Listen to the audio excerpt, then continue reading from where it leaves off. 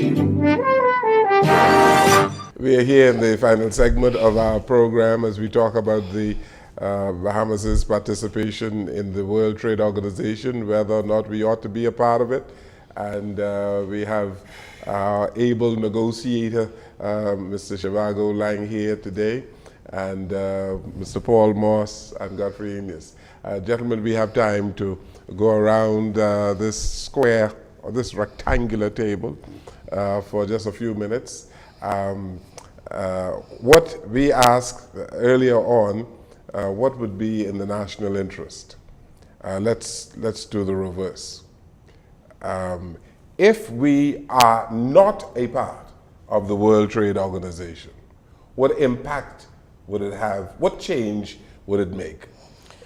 Well, you will not see any manifested change in terms of how we operate, etc. I think what we will not see is an opportunity to exist in a relationship with the rest of the trading world that could, for the progressive, modern, ambitious Bahamian, represent opportunities to access markets and to develop business opportunities on terms that look like what others get who are members of an organization. The problem with potential... That's a huge negative.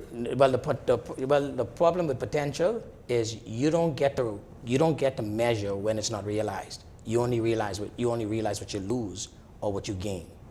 But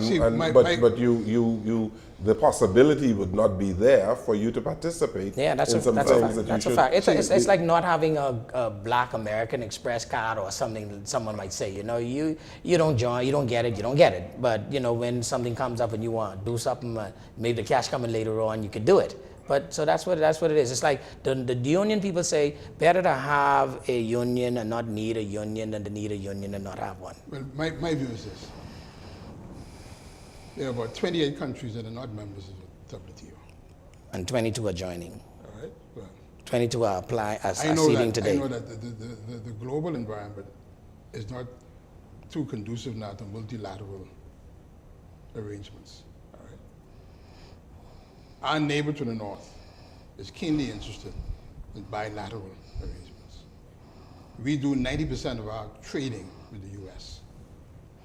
I believe at this juncture, the Bahamas, it is in our interest to have a formalized bilateral agreement with the United States. One would have thought that that would have been the first progression. But I want to go back to a point that Zhivargo said, saying that not joining means that we won't have access to those markets. I can tell you, as a person who... No, I didn't say that. Well, I said on the terms that the membership provides. And I'm saying to you... that's different. Okay, and I'll say, using those terms, that the terms would be the exact same thing. Here's why. For example, if I want to go into the United States, I form an LLC, a U.S. limited or a partnership, and I have my operation set up, and I'm able to use that to get inside the market of the United States from the Bahamas. Yeah. I have an office in Dubai, I have an office in Singapore, and I can tell you, I went through no headache in having the access as any other WTO member who came into those spaces. Yeah. And so I think it's a boogeyman effect to suggest that being outside, you're not able to do so because we're outside right now. No, we're outside right now, and I'm able to. Able to participate. You are able to. There's no question about that. But you are able to participate under the largesse of the country that believes it's going to get a benefit from you being there. They're not doing that. And that's what the countries are about. No, but the countries that are members of the WTO have applied to themselves that what you do for Canada, you have to do for Barbados. Yes, and that's why. That's different. We don't have that luxury. And we do not need that luxury. No, you say that now. You know, we do not need it. That's exactly the point I made before. When things are okay with you, you say the union, I don't need a union until things are not okay with you.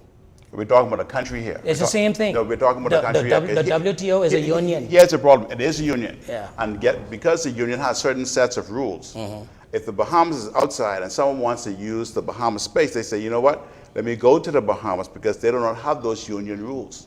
Yeah, but we are able to negotiate on our own sovereignty because we're not a part of the Yeah, group. except the union rules are about freedom to do, not restriction to do. See, freedom, Why not put together a number of bilateral relations or agreements with countries, as Inya said, the United States, Canada, Mexico, places I was happy to hear you all say that, because the WTO negotiations take place at 3 levels. There's the multilateral, that with regard to all, and there are bilaterals. I am having bilaterals with the United States right now today, at this very moment. and that should be a first step. I think No, that it's a part of an economic process to do it that way. You What I'm in saying- the context of the WTO, what I'm you do saying both. though is that So you can do Our all of proximity- these in the context of WTO. Yes. our proximity. So then it makes sense. Absolutely. You do the multilaterals, you do the plurilaterals, which are for technical issues like agriculture, and then you do the bilaterals. So El Salvador and I have done talks, and we will continue to do so. European Union and ourselves have done talks, and the United States and ourselves have had bilaterals. But We all will of these continue to are do so. subject to WTO rules. Even the bilaterals outside of the WTO are subject to WTO rules, because all of them are WTO agreements, compliant agreements. So it's an academic. It is really in a very real sense. It is absolutely not. It is a very real, See, in a very real the sense. academic, it is. the academic stuff is what is going on in this discussion right now. The reality, though, Make it happen. is when you are actually exposed to that, and you have the people coming into your space with all of their capital to compete with you. When in fact, in this country, we are restricted in so many ways that you cannot. For example, I did something for a client, right, a foreign client. He bought a home. He used the Royal Bank of Canada for his mortgage. He paid 1% interest rate on US dollars, 1%. I dare you to go to any bank, any lending institution in this country, and to see whether you can negotiate 1%. You may not be able to do You can't. that, but under the central bank rules today, you can do direct investments outside But of we're the not talking Bahamas. about that. No, hold on. But we're not talking about that. We're talking Paul, about let me someone explain. coming into this space and Paul, getting an interest rate of 1%, But you- whilst Bahamian but businessmen under- are subject to 7, I was 10, trying to 12%. give you a full explanation of the fact that you can do direct investing outside of this Outside, country. we're talking about inside our hold on, I'm country. going to tell you now, without paying a premium, and you can now For under $5 the million, rules, $5 million. under the rules of the central bank, you can borrow outside of million. this country up to $5 million every 5 years. Yes. Yeah, but guess See, what? but see- Those rules have been in place now for several years. No, And not several years, not several years. At least 2 years. Not several years. At least 2 They years. just did that. No, They not- just they it. did one And of even them if you say 2 recently. years, even if you say 2 years, this is a businessman. He doesn't need the central bank of the Bahamas to restrict him.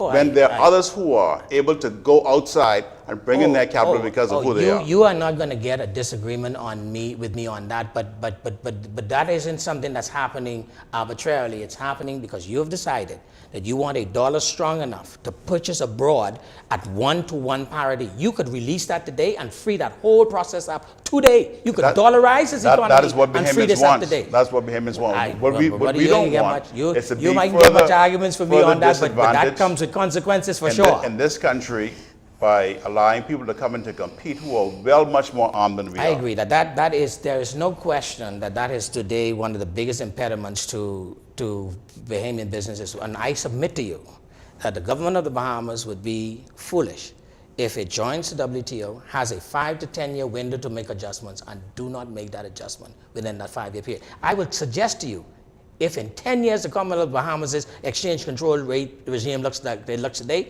we will be a country impoverished. We're impoverished right now because of it. Well, brother, if you think so. I'm telling you that because guess what? Let me put it to you this way. Wendell Jones, in my opinion, is a Rupert Murdoch of the Bahamas.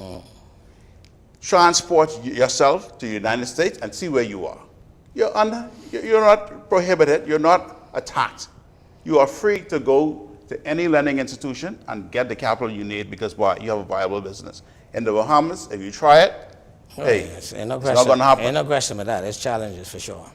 Gentlemen, it's been a healthy discussion, and I wish we had the time to go on and on. But you need to get the word out. And Paul, I don't know about referendum. I think. Well, the only point is that the Bahamian people have to be a part of the process. It is not fair. It is not good for the government to believe they have the answers. The Bahamian people elected a government, Paul. Not to do this disaster that they're doing right now. But they elected, in America, they elected President Trump to do that. And Trump is doing a good job. Trump is doing a good job. It's like Yes, we're going sir. to have some more public. Yes, absolutely. Education on this. And you should see coming out soon an extensive supplement, some infomercials and other things. And quite frankly, I'm going to open this up to the Bahamian public and tell them what's going on. There's no question with that. Good. Thank you so very much. You're Mr. quite Laing. I welcome. appreciate You're it very quite much. Thank you, Paul Moss. welcome. And thank you, Godfrey Ines. Thank you for watching and listening to our program. Good evening, everyone. This special Jones & Company program has been brought to you by the Ministry of Financial Services, Trade and Industry.